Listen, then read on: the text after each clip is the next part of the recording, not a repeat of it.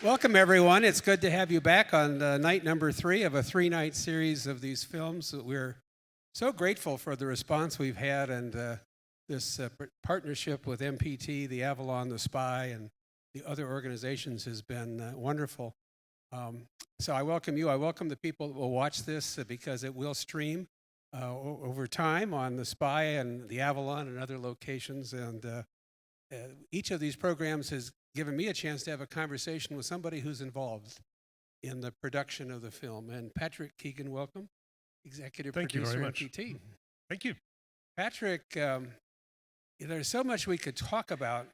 I like sort of start with the journey that got you to where you are. And I know that you have a good deal of experience on the business side, on the private side, if you will, of production with Discovery and others. Yes. Why don't you tell us a little bit about that and then how you made the jump to public medium?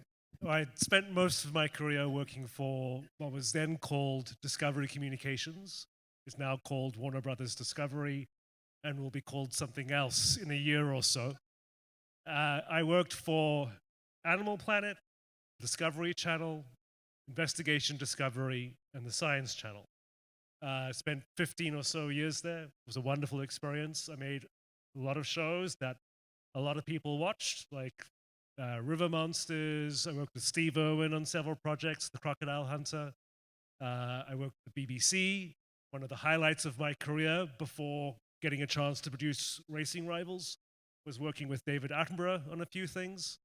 But I think, like many other people, during COVID, I was sort of thinking about what I was doing with my career and what I was doing with my life and the value thereof. And there was also some writing on the wall that the cable industry was in deep trouble. My contract with Discovery was about to, was up for renewal. But I started looking around a bit, and I saw that Maryland Public Television was looking for an executive producer. And I was familiar with MPT. I'd watched their programming over the past 20 or so years. And there was something very appealing in the idea of working for public media, specifically Maryland Public Television being a station that serves the community that I lived in. And I was very drawn to that message of serving the community through the power of television, through the power of film, through the power of video. And so I've been with MPT for 4 years. And I am very proud of the work that we have done. I'm very proud of the community outreach that we do through events like these, getting to know communities like the log canoe racing crews and their supporters. And it's been an exciting journey. Well, you're rightfully proud because I know you've taken home a few of these Emmy Awards and other things. But so tell us, what does an executive producer do at MPT? I knew you were going to ask me that question, and I had several sarcastic answers lined up. So it's a bit odd. So at Discovery, you work with a team of, like a production team of maybe 20 people. At MPT, you're lucky if it's 2. And I oversee several series. So one of the shows I oversee is called Chesapeake Collectibles. It's essentially the regional version of Antiques Roadshow. I largely produce that by myself. We shoot over the course of a weekend. I have producers that work with me, but I coordinate everything, and then I sit down for 6 months and edit all the footage. Another show I work on is called... Actually, I want to stop you there because I'm sure we know collectibles, but I heard the other day, isn't most of it shot over the course of a weekend? It's shot in one weekend in October. We have, I would estimate, about 1,000 people come through the doors, each bringing their 3 items that they hope will allow them to retire early. A lot of broken hearts leave the building. But it's my job to sort through those 3,000 or so items and decide, okay, you have an interesting story, or you have an object that's worth an eye-watering amount of money, or it has, the item itself has a really unique, interesting link to Maryland or our sort of general mid-Atlantic area. So filtering through all those stories is a mammoth task. So that's one thing that I do. The other thing is kind of helping other people realize their visions and their dreams.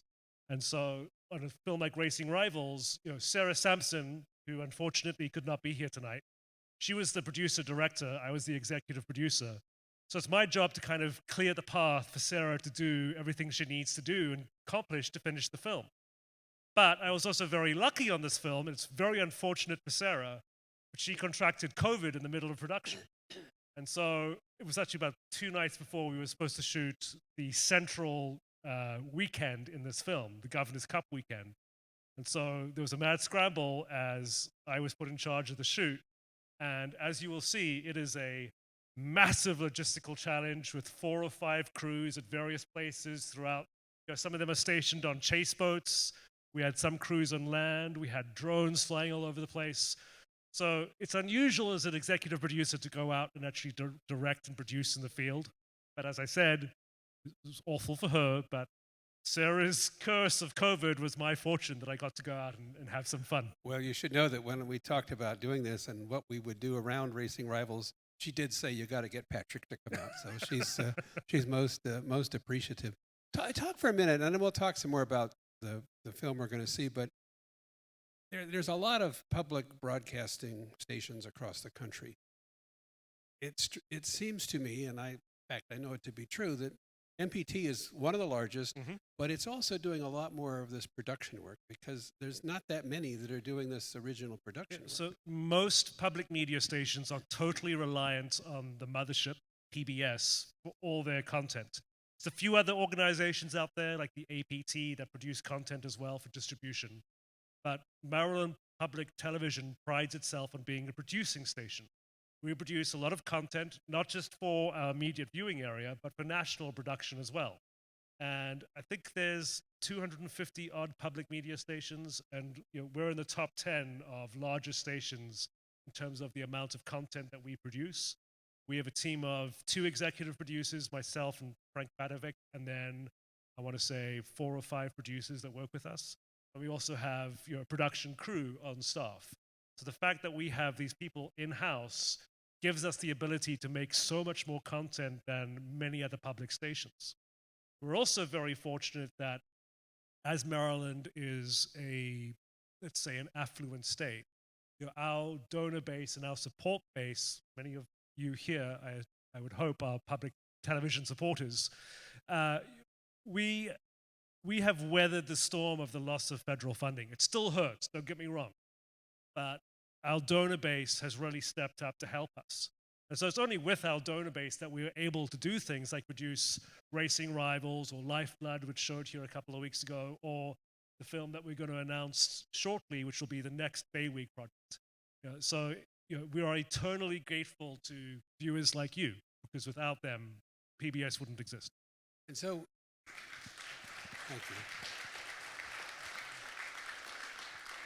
And so Chesapeake Bay Week has been a 2-decade-long experience. We have had Stephen Shupak here, of course. He's described his role in that and how people originally said this might last a year or two, but really a couple more than now, pushing over 2 decades. But I gather the concept is to have at least one film that is really a feature film that MPT produces. So every year we produce what we call our flagship special, the Bay Week special, which Racing Rivals was one of.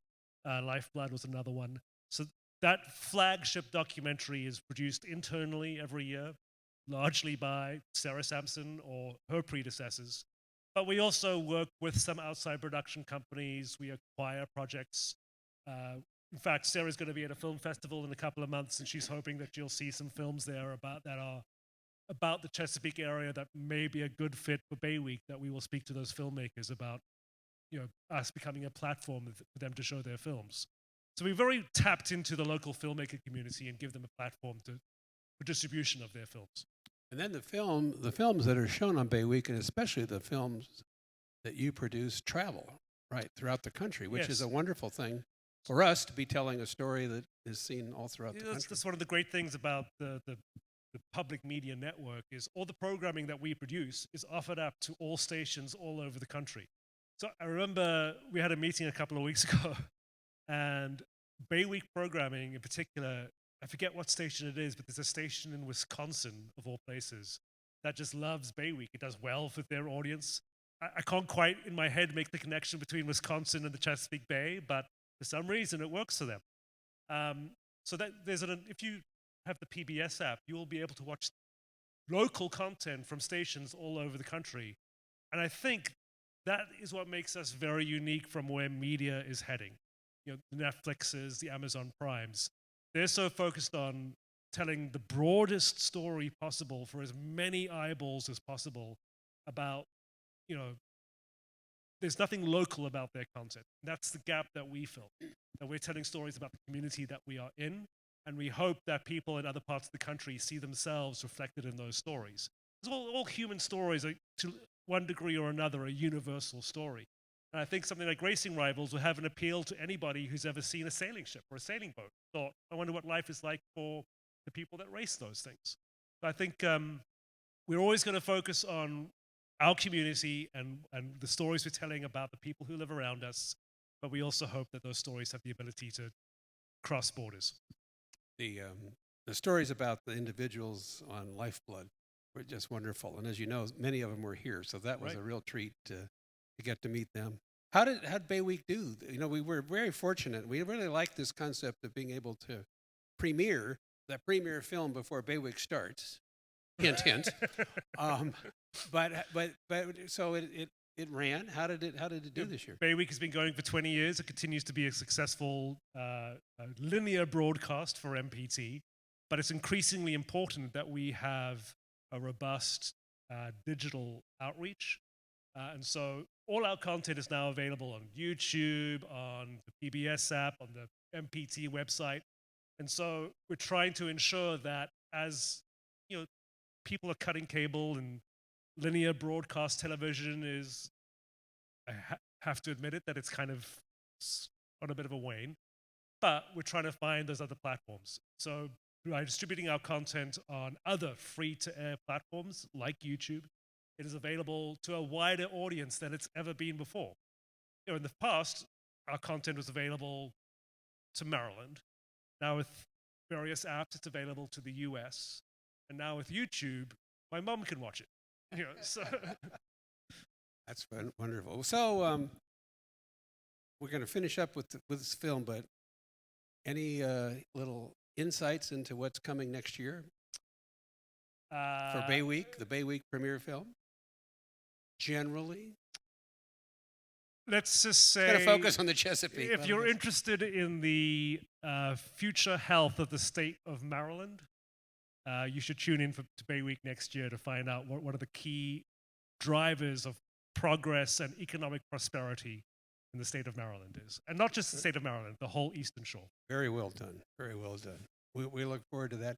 So we're going to start the film in just a moment, but any favorite moments of making this or Yes. filming this that you'd want to have I us pay think, special attention to? Some of the crew members may not agree with me, but as the producers and the filmmakers, our favorite moments were always the capsizes. It makes for great visual action. It adds drama to the story. Don't walk out, guys. Don't walk out. So you'll see, you may see some of those shots get repeated because they're just such great shots. And you know, we were very fortunate that I believe it was on Mystery, one of the crew members was wearing a GoPro. So you'll see the shot in here, but there's a fantastic shot of the boat slowly teetering, and you hear her screaming like, balance it out, and they just keep going over and over and over. Very, very dramatic, great TV, but you know, bad for the race. But we can say no one was injured in the making of this film, right? I would not put my name behind that statement.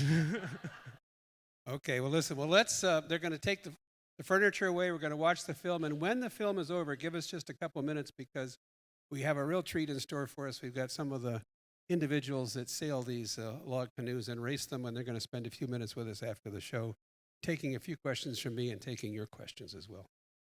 Stay tuned. Thanks. You know, like so many people that have come to some of these shows, they'll say, well, I've seen it, and I've seen it, but I haven't seen it on that kind of a screen, for sure. So it was a real treat. We thought that it would be great fun to hear from some of the people who are actually going to be out racing. But first, before we do that, I do want to acknowledge a good friend, Pete Lesher. Pete. one of the all-time great storytellers of so many things we do with Chesapeake Bay Maritime Museum and other places. Pete always shares his insights and wisdom, and this film was no exception. So thank you for all you did for them.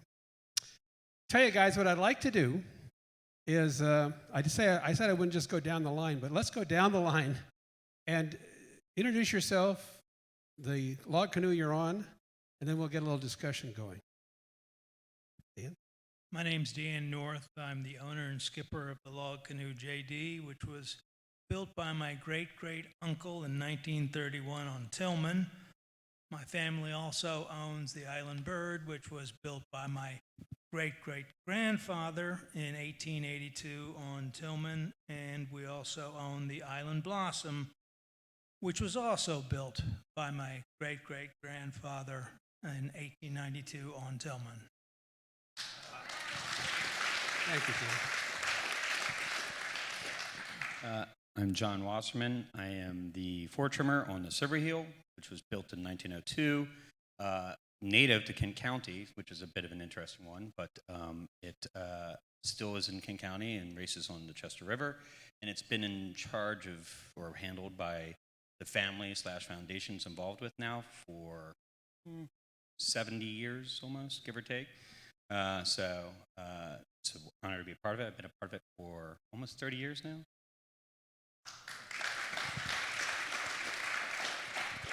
I'm Jeff Cox. I'm on the Island Blossom. I've been sailing with the program for, I think this will be my 22nd year, and really excited for another one.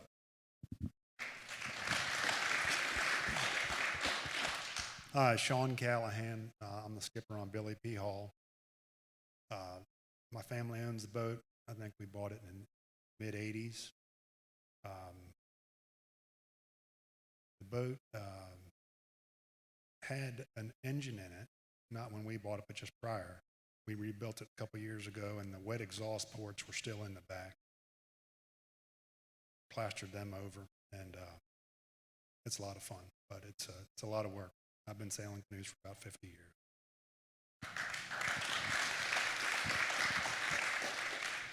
I'm Will Chapman. I am a boardman on the Island Blossom, so one of the human ballast.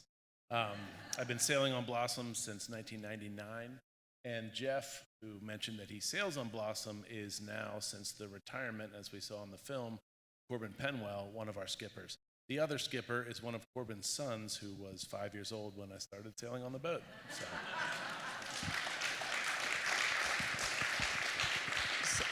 So let's talk about the skippering.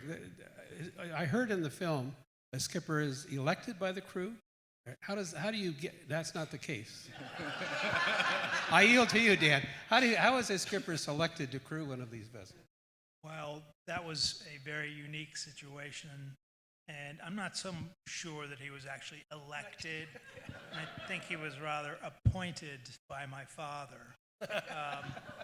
Typically, there's no election. It's usually just owner, or sometimes, once in a while, he feels there's somebody else on the crew that can skipper better than he can. They'll do that, but it's normally the owner. So the other thing that strikes me is, there's decades of experience here, individually and for the group. Are you attracting new people to this? Are you able to attract young people into this activity? Where do you find them? Jeff, go ahead. Jeff and I each have teenage sons who are active on the boat, and they have friends. Pete's son has, I think he even steered bird at one point. So there is, I'd say in the last few years, there's more young involved than there have been in quite a long time. So there's always a next generation coming around. That's one part. And we've been fortunate on Island Blossom. Will mention Corbin's sons, Taylor and Patrick, who are about 10 to 15 years younger than we are, and they grew up on the boat, and so they had friends that were cross players in high school and football players and things like that, you guys should come out, this is a lot of fun, and that attracts some good talent, and when I mean talent, I mean strong people that can take direction and do what they're asked to do. And I love sailing. I've sailed most of my life. I've raced, never been on anything like a log canoe. So do you find people from the sailing community, or is this something you kind of grow up with somehow? Probably both, really. Primarily sailing. I think that's what we want. But having non-sailors on the boat is a good thing sometimes too, I think. You only need so many opinions. And so ballast doesn't require an opinion necessarily. But understanding a boat is nice. So Yeah, It helps when you're doing well. You know, if you're first, second, or third, you're feeling like you're in the competition. the less you If you're swim, not the first, easier it second, or is. third, it's tough for them to come back every single weekend. But you get people who just show up and they just can't get away. They're hooked, and that's the ones you want. 'Cause they'll show up. yeah, I was going to say, once in a while you get somebody, you need people, right? It's blowing hard and you need another person. And you get somebody on board that's never sailed before. But they're quiet and they listen, and they often make the best crew because they're quiet and they listen. And, and they start coming back, as these guys said. It leads into another topic which you may have wanted to talk about, which is the crew itself. Yes. I think for most of us, we recognize that that is the key to success, is having a good crew. You can have a fast boat and good sails and all the other stuff. If you can't sail the boat fast with a good, consistent crew, that's what you really need. That's what they have on Blossom in particular. She's a very fast boat, but she's well sailed too. And so, will a crew work for weeks to get ready for the racing? Because there's a lot of racing. I mean, but obviously you want to refine the skills of the whole crew. Does it take a lot of time to prepare for the racing? Anybody? Yes. Yeah. It takes time to prepare the boats, for sure. I don't think we put a lot of time in preparing crew, I would say. We take an approach of a lot of subbing and core. So we take a bunch of core, and then we will take one or two out every race or every other race and orient them into a very basic role and then step them up if they do well. And it's kind of a blend-in situation. So we have a greater core as we go if they keep coming back.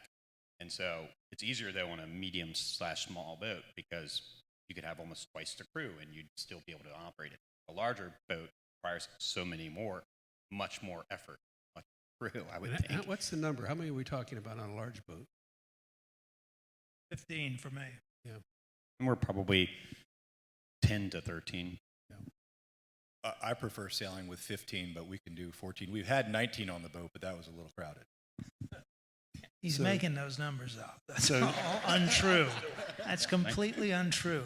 19. 14 is good, and 19 was a special occasion. It was good. Some of them were younger. They were smaller. 14. Yeah. Is that right? Huh. Is that I think 4 per 13 board? I would say have said 13 is our standard.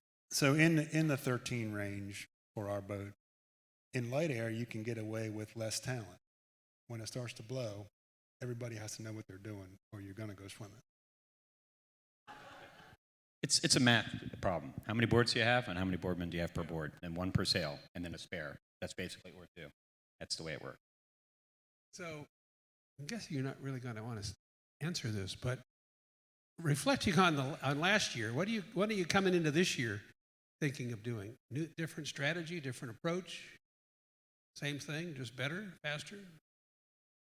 Like I said, nobody wants to ask that. There's little things you can do to tune up the rig. Yeah. But, show up with your manpower and go for it. Yeah, there's things all the time. I mean, you do your standard maintenance in the spring, which takes a fair amount of effort. Some crew members involved, only the ones that can know what they're doing. But it takes a fair amount of effort just to get ready. As far as doing something new, I am thinking about stuff all year long. What can I do to go just a little bit faster? And there are lots of little things. And I won't reveal what I'm thinking about this year. Why? What's that? Why not? was stopped working all of a sudden. Has the design changed? I remember it was Pete, I think, who told me. He said, "Well, there's a line of demarcation: the older boats and the newer boats, and the newer boats are the ones built after 1917." I listened, which is amazing. But has the design changed? Do you modify these in the off season a good deal, or stick with what you have? I think you get some rigging modifications are probably most common, and because they're easier. We did a big boat rebuild in 2002. It was a boat that was 400th anniversary. That was huge because we cut 4 inches off the freeboard of the boat, rebuilt it entirely, and that is less common for obvious reasons, and because everything changes. It's quite an expense, but there's little rigging things here and there. And are there strict rules like in America's Cup? It's all a formula kind of thing. Is that you have to live within a certain set of requirements and rules in the design? No. You don't do it, or you don't have to do it. You put up as much sail as you think you can handle. Yeah. We race on a handicap basis. So larger boats should go faster than smaller boats. So there's a rating rule, a very simple measurement that estimates how much faster a big boat should go. The design of the boat, every single one is completely unique. And there are changes that are made.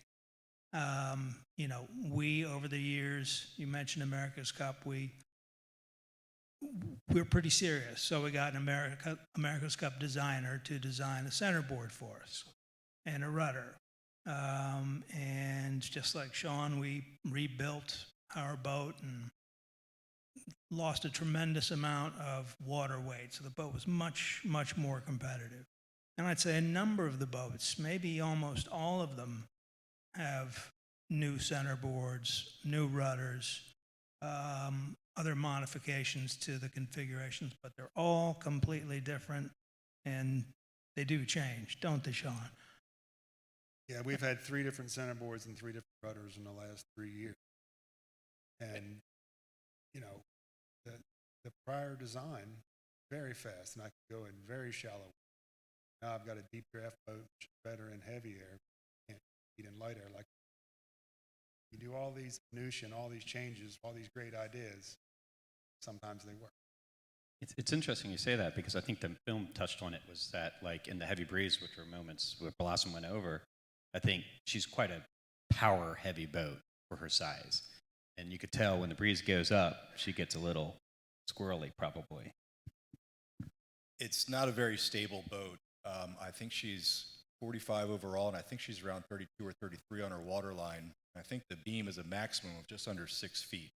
And so when you put 13, 14, or sometimes 15 people on the boat, everybody's got to be in the right spot for that to happen. The other thing about Blossom is that, and Will, you can probably speak to this better than I can, because just before my time on the boat, her foremast broke.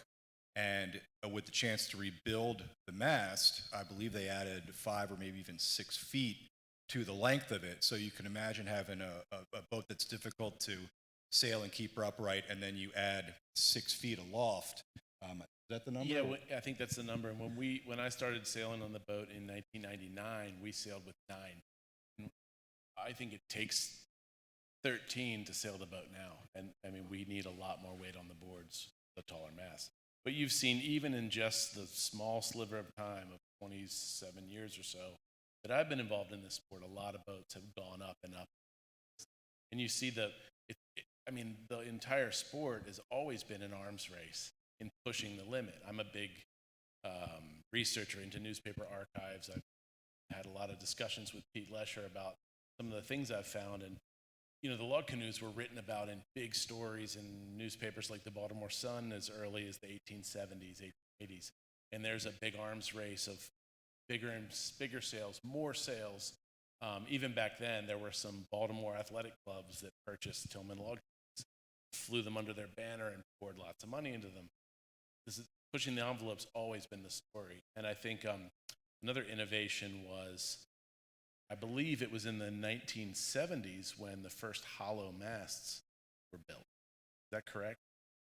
I think It was that Homer Cedar, the ice boat. Homer Cedar built a number of masts, but when we bought Island Bird back in the early 50s, we had hollow spars built by Pigeon Spars out of Boston. And yeah, I think thereafter, a number of the guys, including on Noddy, made some hollow spars as well. But it was around that era, and you can see old photographs of the solid masts, which didn't have any supporting stays, wire stays, and they're bending over like this. You know, where things are different now. Even though the mast is hollow, be lighter, it's much stiffer too. So the concept of pushing the envelope is interesting, but there's two aspects to it, and we look at all the drama associated with high winds, but some of the most exciting photographs I've taken of you guys racing is in really light wind, when it gets so tight. What's that like? I mean, and how much wind do you need to be out on the racing? Go ahead, you were. There's, for a big guy at the end of the board, there's no comfortable place to be in light air. You constantly have. Blossom is not a boat, I think, likes light air because of its tippiness, and there's a certain balance. When Jeff could speak more to the volume, the wind speed, but under a certain speed, it's sort of like a bicycle. You know, you can't keep a bicycle balanced when you're not pedaling. And we've, over the years, probably capsized as much or more in light air than we have in heavy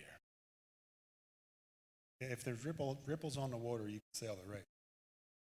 I think it's 3 knots minimum. Three knots, say that's 3 the minimum? knots. 3 knots? And if you can Steady. keep the hull moving, Yeah. you're fine. But if it gets dead in the water, you may not be able to get started. You know, it's very exciting. As a photographer, sometimes you can actually get better shots in these light winds because you guys are all bunched together. I will say that I think it's actually much more challenging in light air, even if it's not nearly as exciting, because you have to will that boat forward. Right. And you have to get everything you can get out of it, even though everybody else that's watching from a distance thinks you're doing nothing. You're still racing and being, really making a lot of effort to make the boat just move as much as you can, which can often be very, very light. It's also interesting to note that we're one of the big boats, and surprisingly, the big boats do much better in light wind because they have very high rigs, and that's where the wind is. Smaller boats have their masts down here, so the big boats tend to do better in light air. It's like true river sailing, that you can run a dinghy regatta on a river and the effects of the river aren't huge, but in the light breeze, river sailing is really big. It really is. So I want to take some questions from the audience, and we're doing good on time, but what's the season like? Just describe it so we get a sense. You start pretty soon, right, with the racing? Like a week or two, or? Last week of June. The last week of June starts. That'll be, is that on the Miles River? Yeah. And that'll run. Water warms up, people can get in it, Yeah, freeze it yeah. And it runs how long, through August? Second week of September. all the way Second through of September. September. A couple weeks off. Like give you an idea of what's involved. So we'll work for the next couple of weekends. I'll take a week off and do the whole week and get the boat ready. We'll race in the Miles River, which is where I'm lucky enough to live, and then we'll race up in the Chester River. Well, to get to the Chester River, here's what you have to do. Friday morning, you have to get 6 or 7 guys to load all of the sails, all of the springboards, all the spreets into each boat. Launch each boat, tow the boat up to the Chester River, anchor it out. Saturday morning, you take everybody from the dock and get on the boat, step the mast, step the next mast, go over and help the other guys step their masts, start rigging up, hopefully leave the anchorage by 9 because you have a 10 o'clock race. Come back in for lunch, take the sails down, anchor again, have a quick lunch, go back out for the second race at 2, come back in, take the one of the masts down, sometimes both if you think there's a storm coming. Sunday morning, you come back and do the same thing again. You put the sails on, go back out for one more race, come back in for lunch, go over to the yacht club for trophies, and then tow home, which is about a 3-hour tow if everything goes right.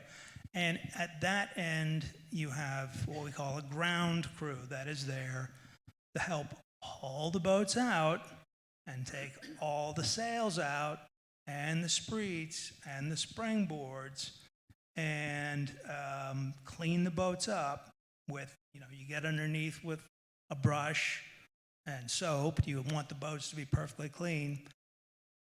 And then you do the next weekend, you do the exact same thing. So, I was going to say, Dan, I don't think you're in charge of recruiting new sailors. There's a couple beers here and there among all that. That's fascinating. But it's a sign of how much you have to love this to engage in that activity. Same for everybody, right?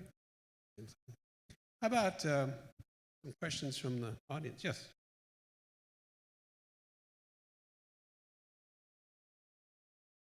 The chairman of the board decides that.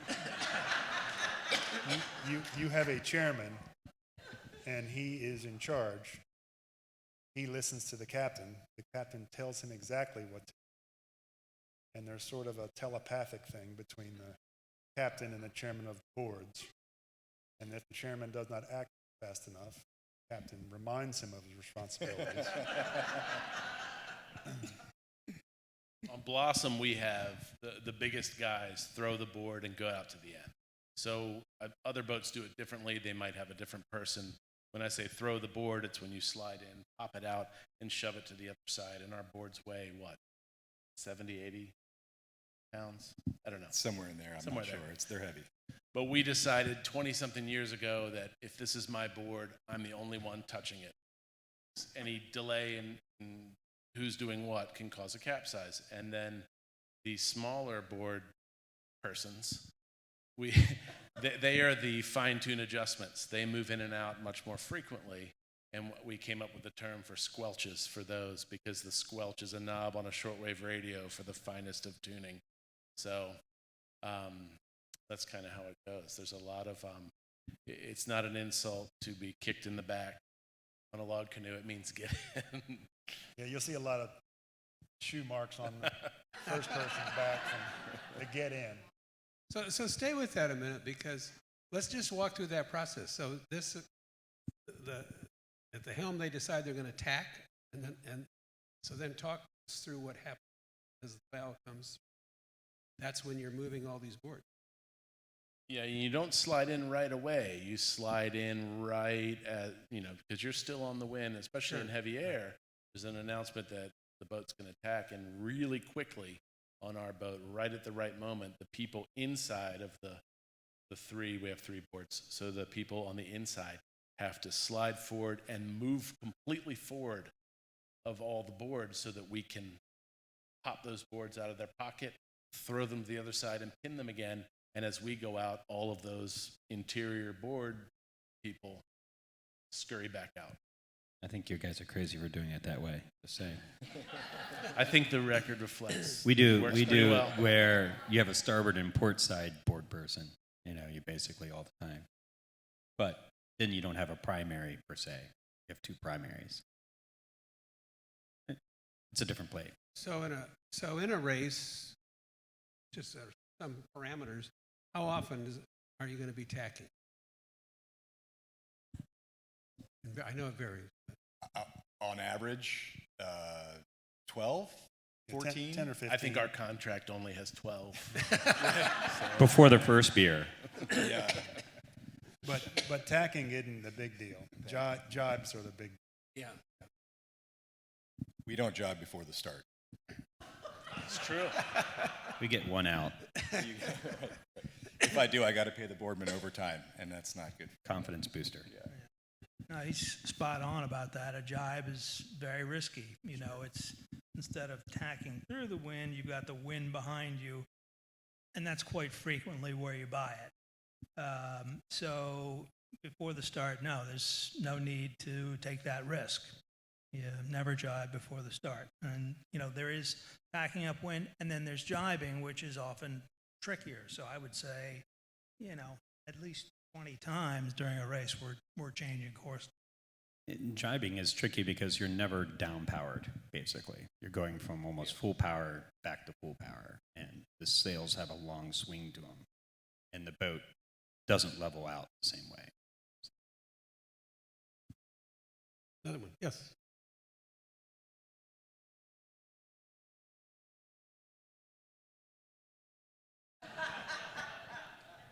Our beer's all the way in the back, underneath so the captain can get to it. Some boats have 2 coolers, but we actually moved ours in the back to get the trim right. After we rebuilt, we needed that 40 pounds in the back to keep it right. And you have people moving around to get the beer. You can't have it up front. Wow. So there's all kinds of fine tuning associated with it. This is a terribly complex sport. I think JD's so big, I think Dan has a wine cellar down under the forepeak. So, Well, we do actually carry 2 coolers, one with soft drinks and one with beer, and they better be Heineken, otherwise the crew revolts.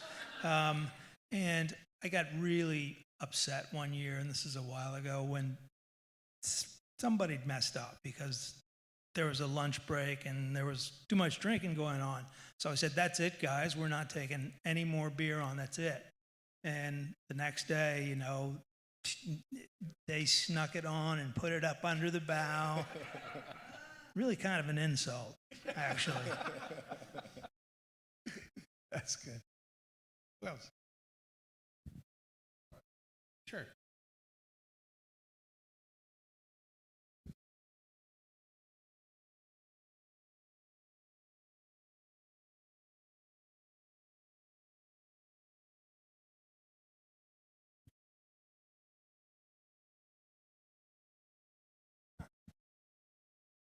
Rules for spectator boats.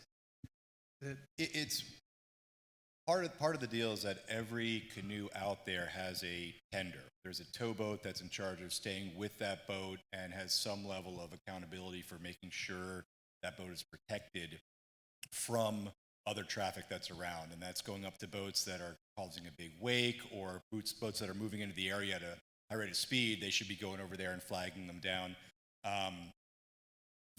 That is sometimes effective, sometimes it's not effective. And I think if you've had a chance to go out and watch a race and listen to the crews, you'll hear the opinions of the crews very clearly if there's a boat that's going faster than they think they should be going. So I know that particularly true. My sister's voice carries very well. And but yeah, no, it's an issue, and there's been damage caused in the past and sometimes when somebody was acting irresponsibly, but it's there's a lot of activity out there. And I will say, if you're inclined to watch the race, and I hope you are because it's fascinating, Chesapeake Bay Maritime Museum's Patriot is a great vantage point to see the race, and they know how to stay out of the way of the racers. Chris, I saw you had a hand up.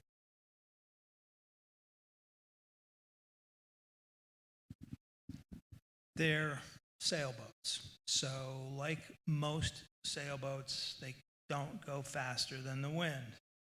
Modern high-performance sailboats that sail in what's now called the America's Cup, which most of us think is a bit of a joke, are catamarans, foiling catamarans. They can sail faster than the wind, but most sailboats won't.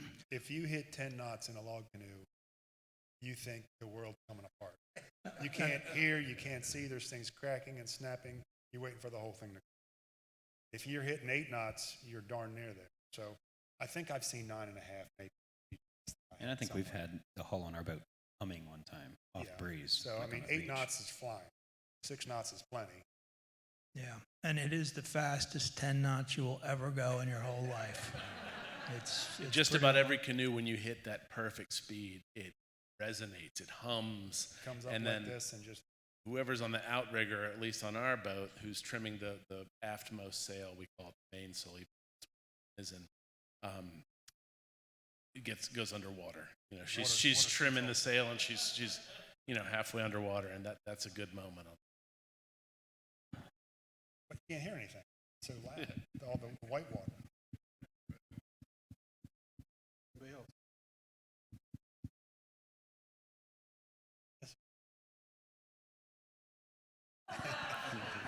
You talk one guy into it. Do you know how to varnish? We have a pretty good Facebook page, Law Canoe Sailors. People get on there sometimes and say, hey, I'd love to. It's a way to raise your hand. We usually put people through the maintenance hell first before we say it's okay. Yeah, there are jobs for everybody. I mean, there are jobs for everybody. Is there an organization? I should know this, but is there an association, or you seem to be pretty independent sort of folks? That's, we used to have an organization, it kind of dissolved. We're now in the process of putting it back together. So we're writing bylaws and racing rules, which are somewhat specialized. But, you know, it's hard to get everybody to agree, so it's taking some time. But yes, we are doing that. Okay, one more? Yes.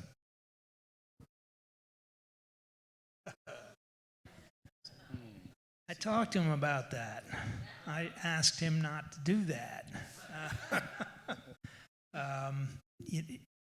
I talked to him there in St. Michael's and pointed out that his landing strip on the water, one goes right over Miles River Yacht Club Junior Sail Program. Yeah, and over there you're going to go right where I am sailing on the weekends in the log canoes. And he said, well, it's good to know that. Thanks. And we'll see what happens from there.